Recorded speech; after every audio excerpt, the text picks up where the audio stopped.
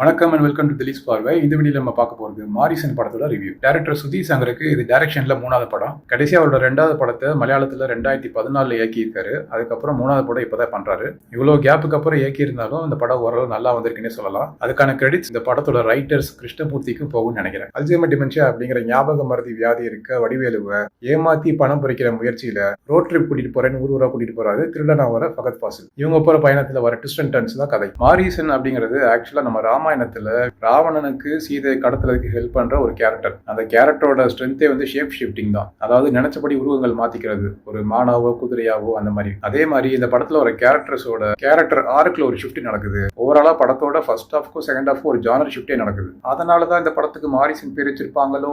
வடிவேலு மாமன்னன் படத்துக்கு அப்புறம் இந்த படத்துலயும் தன்னால சீரியஸ் ஆக்டிங்ல ஷைன் பண்ண முடியும்னு காட்டியிருக்காரு. மாமன்னன் படத்துல மலை உச்சி மேல போய் அழுகிற ஒரு சீன் வரும். அதே மாதிரி இந்த படத்துலயும் ஒரு அழுகிற சீன் ஒன்று இருக்கு. ரொம்ப டச்சிங்காவே இருக்கு. ஃபகத் ஃபாசில் அவரோட நடிப்பை பத்தி சொல்லவே வேணாம். அவர் தான் உண்மையான ஷேப் ஷிஃப்டர். ஒவ்வொரு கேரக்டருக்கு ஏற்ற அப்படியே தன்னை உருமாத்திக்கிறவர். படத்தோட பெரிய பாசிட்டிவ் இந்த 2 கேரக்டர்கள் எழுதப்பட்ட விதமும் அதை இந்த 2 பேரும் நடிப்பில் எக்ஸிக்யூட் பண்ண விதமும் நம்மளுக்கு ஏதோ நம்மளை சுத்தி இருக்க ரியல் லைஃப் கேரக்டர்ஸ் பாக்குற மாதிரி ஒரு பிலீவபிலிட்டி கொண்டு வருது. ஆக்ட்ரஸ் சித்தாராவை ரொம்ப நாள் கழிச்சு சினிமால பாக்குறோம். அவங்களோட கேரக்டர் இன்னும் கொஞ்சம் கவனமா எழுதப்பட்டிருக்கலாம். விவேக் பிரசன்னா தேவைக்கு ஏத்தாப்புல டீசென்டான பெர்ஃபார்மன்ஸ் கொடுத்திருக்காரு. மற்றபடி கோவை சரலா, லிவிங்ஸ்டன் இவங்க ஒரு கேமியோ அப்பியரன்ஸ் மாதிரி தான் வந்துட்டு போறாங்க. பெருசா ஒன்னும் இம்பாக்ட் இல்ல. இந்த படம் ஒரு காமெடி ஜானர் என்னால சொல்ல முடியாது. ஒரு ஃபீல் குட் மூவி ஜானர்ல கொஞ்சம் த்ரில்லிங்கான எலமெண்ட்ஸ் கலந்து விட்டு ஒரு சோசியல் மெசேஜையும் வைக்கிறாங்க. இந்த ஜானர் ஃபிளக்சுவேஷன்ஸ் ஏத்தாப்புல நம்மளோட மூட ஆல்டர் பண்றதுக்கு யுவன் சங்கர் ராஜாவோட பிஜிஎம் ரொம்பவே ஹெல்ப் ஆயிருக்கு. ஆனா படத்தோட பாடல்கள் எதுவும் பெருசா மனசுல நிக்கல. கலை செல்வன் சிவாஜியோட சினிமாட்டோகிராஃபி அவங்க ரோட் ட்ரிப் போகும்போது நம்மளும் அவங்க கூட போற மாதிரியும் செகண்ட் ஹாஃப்ல அந்த டார்க் எலமெண்ட்ஸ்ல நம்ம ஃபீல் பண்ற மாதிரியும் சினிமாட்டோகிராஃபி இருக்கு. எடிட்டிங் சுஜித் சாரங் ஒரு சில ஷார்ட்ஸை கிறிஸ்பா ஷார்ட் ஆக்கி இருந்தா ஓவரால் டியூரேஷன் குறைஞ்சிருக்கும்.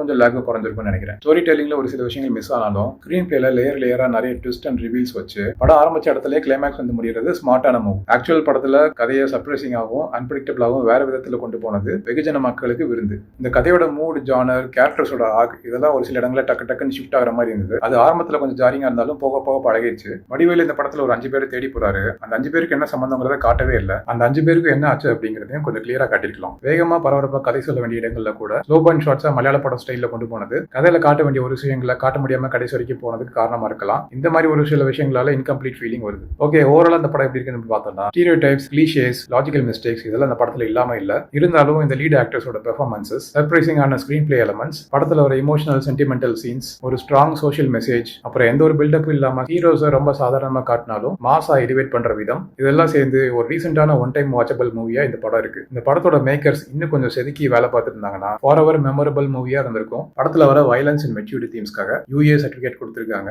இந்த படத்துக்கு என்னோட ரேட்டிங் 7.9 out of 10. இந்த படத்துக்கு என்னோட caption Morrison, a genre shifter that steals the show.